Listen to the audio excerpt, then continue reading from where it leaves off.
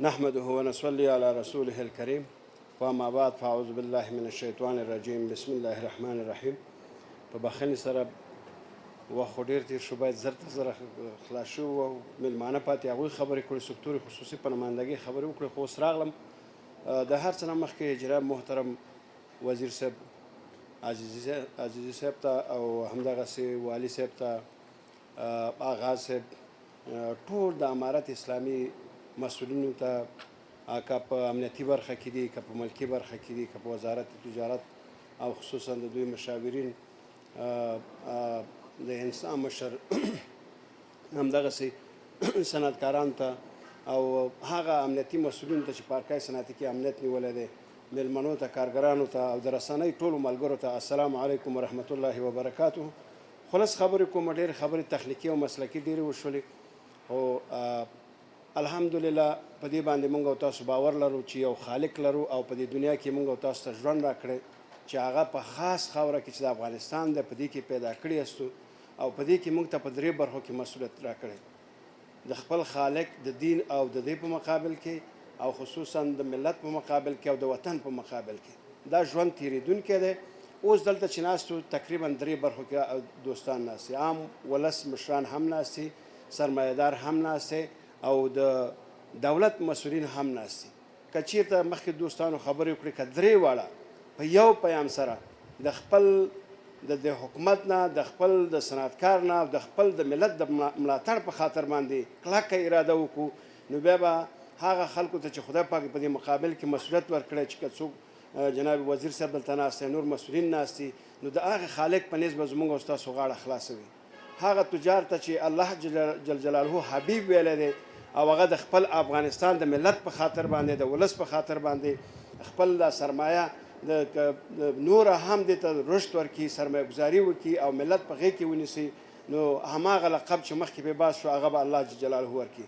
او ملت چې په دې طرز کې دی چې زما اولاد ته کار نه پیدا کېږي، زما بچیان به خارج ته ځي او هغه دریابونه، ځنګلونه او دا ټول به کراس کوي او د دې نه به وځي او بیا به هلته ځي یا $500 یا د $200 پورې کې دغه وجود چې خدای پاک پیدا کړی او د دې استعداد، د دې توانمندي، د دې سرمایه، د دې هر څه د دې ملت په آبادۍ کې مصرف شي، هغه ځي د خارجیانو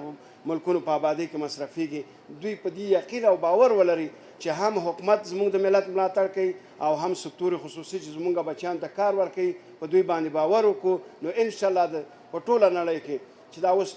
تقریبا څو سفر ما لرلی، ټوله دنیا افغانستان ته اریانه ده چې آیا اقتصاد په خپل کرنسۍ تغییر ونه کړ، ورځ په ورځ فابریکې افتتاح کېږي. الحمدلله هر خارجي چې افغانستان ته راځي، که هغه تجار دی، که هغه عام ولس دی، که زمونږ افغانان دي، هغه محبت کوي د دې ملت سره چې یو نظام جوړ شوی دی دلته چې الحمدلله دا به د افغانستان د ترقۍ او د بربادۍ او د ترقۍ سبب به ګرځي او د بربادۍ مخه به نیول کېږي. خبرې راټولومه، نو بیا هم زه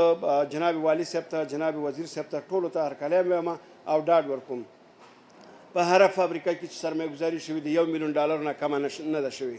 دا کانټینر نه دی چې د خارج نه راوړي او خرڅ کړي، پیسې په جیب کې واچي او ولاړ شي. دا هغه سرمایه ګزاري ده چې د سټنډرډ په نظر کې نیسي، خدای په نظر کې نیسي، ملت په نظر کې نیسي او دغلته خپل تولید کوي او د ملت ته یې ورکوي. شاید تخنیکي ستونزې وي، هغه به انشاءالله حل شي. نو زه بیا دا خبره کوم چې انشاءالله تعالی زموږ د ټولو کیفیتونه کوالټۍ جوړې دي، انشاءالله تعالی عیارې دي او نورې به هم عیارېږي د ملي او بینالمللي په سطحه باندې. خصوصا محترم جناب وزیر صاحب پارکای صنعتي یو دقیقه ستاسو وخت نیسم پارکای صنعتي دپاره